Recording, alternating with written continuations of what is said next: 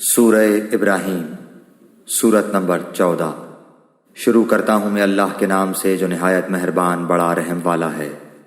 الف لام را، یہ عالیشان کتاب ہم نے آپ کی طرف اتاری ہے کہ آپ لوگوں کو اندھیروں سے اجالے کی طرف لائیں، ان کے پروردگار کے حکم سے زبردست اور تعریفوں والے اللہ کی طرف، جس اللہ کا ہے جو کچھ آسمانوں اور زمین میں ہے، اور کافروں کے لیے تو سخت عذاب کی خرابی ہے، جو آخرت کے مقابلے میں دنیاوی زندگی کو پسند رکھتے ہیں اور اللہ کی راہ سے روکتے ہیں اور اس میں ٹیڑھ پن پیدا کرنا چاہتے ہیں، یہی لوگ پرلے درجے کی گمراہی میں ہیں۔ ہم نے ہر نبی کو اس کی قومی زبان میں ہی بھیجا ہے تاکہ ان کے سامنے وضاحت سے بیان کر دے۔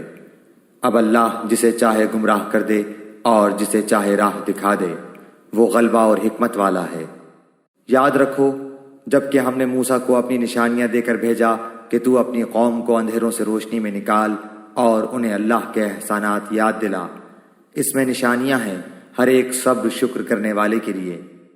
جس وقت موسیٰ نے اپنی قوم سے کہا کہ اللہ کے وہ احسانات یاد کرو جو اس نے تم پر کیے ہیں، جبکہ اس نے تمہیں فرعونیوں سے نجات دی جو تمہیں بڑے دکھ پہنچاتے تھے، تمہارے لڑکوں کو قتل کرتے تھے اور تمہاری لڑکیوں کو زندہ چھوڑتے تھے۔ اس میں تمہارے رب کی طرف سے تم پر بہت بڑی آزمائش تھی، اور جب تمہارے پروردگار نے تمہیں آگاہ کر دیا کہ اگر تم شکر گزاری کرو گے تو بے شک میں تمہیں زیادہ دوں گا، اور اگر تم ناشکری کرو گے تو یقیناً میرا عذاب بہت سخت ہے۔ موسیٰ علیہ السلام نے کہا کہ اگر تم سب اور روئے زمین کے تمام انسان اللہ کی ناشکری کریں تو بھی اللہ بے نیاز اور تعریفوں والا ہے۔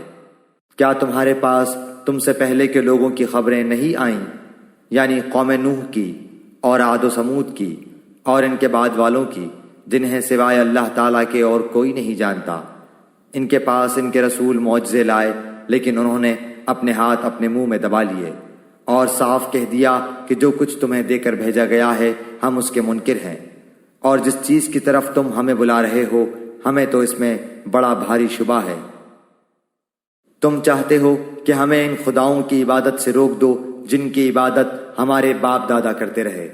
اچھا تو ہمارے سامنے کوئی کھلی دلیل پیش کرو۔ ان کے پیغمبروں نے ان سے کہا کہ یہ تو سچ ہے کہ ہم تم جیسے ہی انسان ہیں، لیکن اللہ تعالیٰ اپنے بندوں میں سے جس پر چاہتا ہے اپنا فضل کرتا ہے۔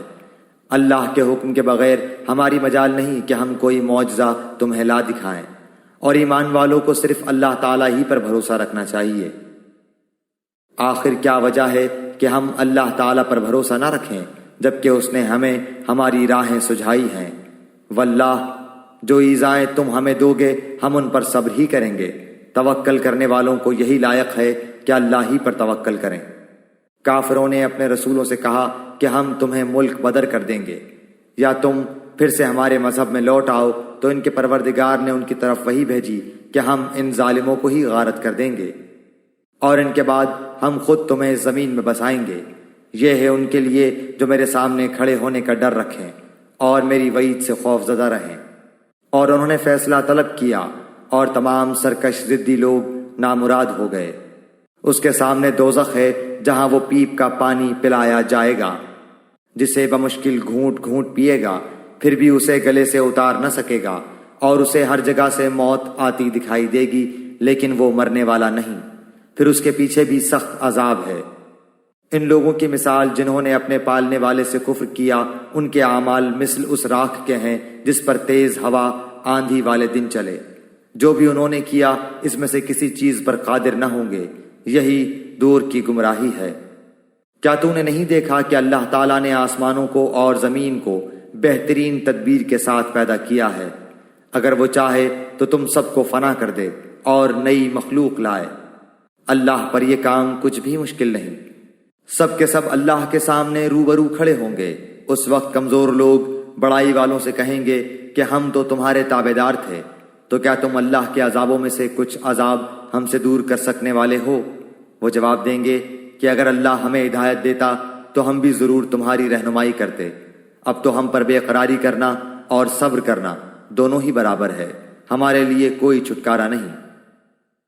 جب اور کام کا فیصلہ کر دیا جائے گا تو شیطان کہے گا کہ اللہ نے تو تمہیں سچا وعدہ دیا تھا اور میں نے تم سے جو وعدے کیے تھے ان کا خلاف کیا۔ میرا تم پر کوئی دباؤ تو تھا ہی نہیں۔ ہاں، میں نے تمہیں پکارا اور تم نے میری مان لی، پس تم مجھے الزام نہ لگاؤ بلکہ خود اپنے آپ کو ملامت کرو۔ نہ میں تمہارا فریاد رس اور نہ تم میری فریاد کو پہنچنے والے۔ میں تو سرے سے مانتا ہی نہیں کہ تم مجھے اس سے پہلے اللہ کے شریک مانتے رہے۔ یقیناً ظالموں کے لیے دردناک عذاب ہے۔ جو لوگ ایمان لائے اور نیک عمل کیے وہ ان جنتوں میں داخل کیے جائیں گے جن کے نیچے چشمے جاری ہیں، جہاں انہیں ہمیش کی ہوگی اپنے رب کے حکم سے، جہاں ان کا خیر مقدم سلام سے ہوگا۔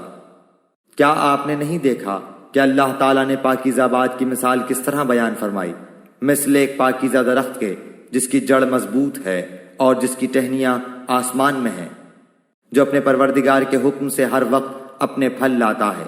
اور اللہ تعالیٰ لوگوں کے سامنے مثالیں بیان فرماتا ہے تاکہ وہ نصیحت حاصل کریں۔ اور ناپاک بات کی مثال گندے درخت جیسی ہے جو زمین کے کچھ ہی اوپر سے اکھاڑ لیا گیا، اسے کچھ ثبات تو ہے نہیں۔ ایمان والوں کو اللہ تعالیٰ پکی بات کے ساتھ مضبوط رکھتا ہے، دنیا کی زندگی میں بھی اور آخرت میں بھی۔ ہاں، ناانصاف لوگوں کو اللہ بہکا دیتا ہے اور اللہ جو چاہے کر گزرے۔ کیا آپ نے ان کی طرف نظر نہیں ڈالی جنہوں نے اللہ کی نعمت کے بدلے ناشکری کی اور اپنی قوم کو ہلاکت کے گھر میں لا اتارا، یعنی دوزخ میں، جس میں یہ سب جائیں گے جو بدترین ٹھکانہ ہے۔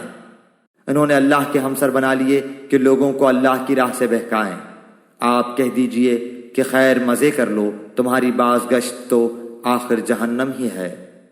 میرے ایمان والے بندوں سے کہہ دیجئے کہ نمازوں کو قائم رکھیں اور جو کچھ ہم نے انہیں دے رکھا ہے اس میں سے کچھ نہ کچھ پوشیدہ اور ظاہر خرچ کرتے رہیں، اس سے پہلے کہ وہ دن آ جائے جس میں نہ خرید و فروخت ہوگی نہ دوستی اور محبت۔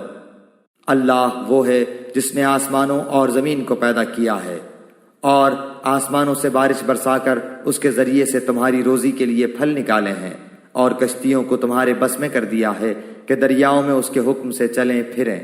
اسی نے ندیاں اور نہریں تمہارے اختیار میں کر دی ہیں۔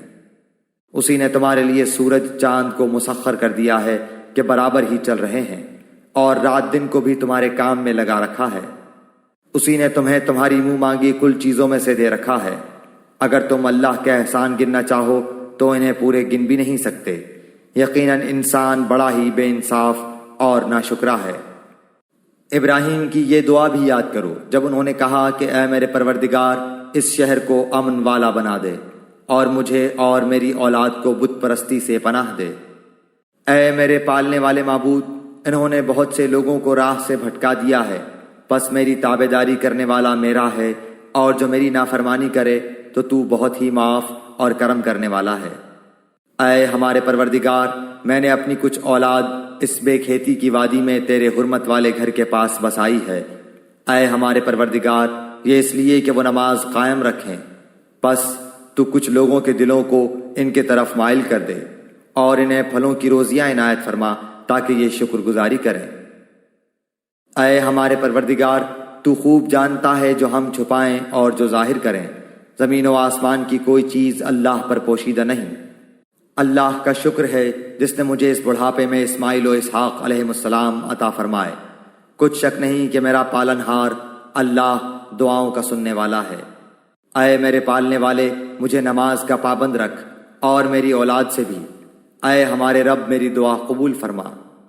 اے ہمارے پروردگار، مجھے بخش دے اور میرے ماں باپ کو بھی بخش اور دیگر مومنوں کو بھی بخش جس دن حساب ہونے لگے۔ ناانصافوں کے اعمال سے اللہ کو غافل نہ سمجھ، وہ تو انہیں اس دن تک مہلت دیے ہوئے ہے جس دن آنکھیں پھٹی کی پھٹی رہ جائیں گی، اور وہ اپنے سر اوپر اٹھائے دوڑ بھاگ کر رہے ہوں گے۔ خود اپنی طرف بھی ان کی نگاہیں نہ لوٹیں گی اور ان کے دل خالی اور اڑے ہوئے ہوں گے۔ لوگوں کو اس دن سے ہوشیار کر دے جبکہ ان کے پاس عذاب آ جائے گا، اور ظالم کہیں گے کہ اے ہمارے رب، ہمیں بہت تھوڑے قریب کے وقت تک کی ہی مہلت دے کہ ہم تیری تبلیغ مان لیں اور تیرے پیغمبروں کی تابعداری میں لگ جائیں۔ کیا تم اس سے پہلے بھی قسمیں نہیں کھا رہے تھے کہ تمہارے لیے دنیا سے ٹلنا ہی نہیں؟ اور کیا تم ان لوگوں کے لیے گھروں میں رہتے سہتے نہ تھے جنہوں نے اپنی جانوں پر ظلم کیا؟ اور کیا تم پر وہ معاملہ کھلا نہیں کہ ہم نے ان کے ساتھ کیسا کچھ کیا؟ ہم نے تو تمہارے سمجھانے کو بہت سی مثالیں بیان کر دی تھیں۔ یہ اپنی اپنی چالیں چل رہے ہیں اور اللہ کو ان کی تمام چالوں کا علم ہے، اور ان کی چالیں ایسی نہ تھیں کہ ان سے پہاڑ اپنی جگہ سے ٹل جائیں۔ آپ ہرگز یہ خیال نہ کریں کہ اللہ اپنے نبیوں سے وعدہ خلافی کرے گا۔ اللہ بڑا ہی غالب اور بدلہ لینے والا ہے۔ جس دن زمین اس زمین کے سوا اور ہی بدل دی جائے گی، اور آسمان بھی، اور سب کے سب اللہ واحد غلبے والے کے روبرو ہوں گے۔ آپ اس دن گناہ گاروں کو دیکھیں گے کہ زنجیروں میں ملے جلے ایک جگہ جکڑے ہوئے ہوں گے۔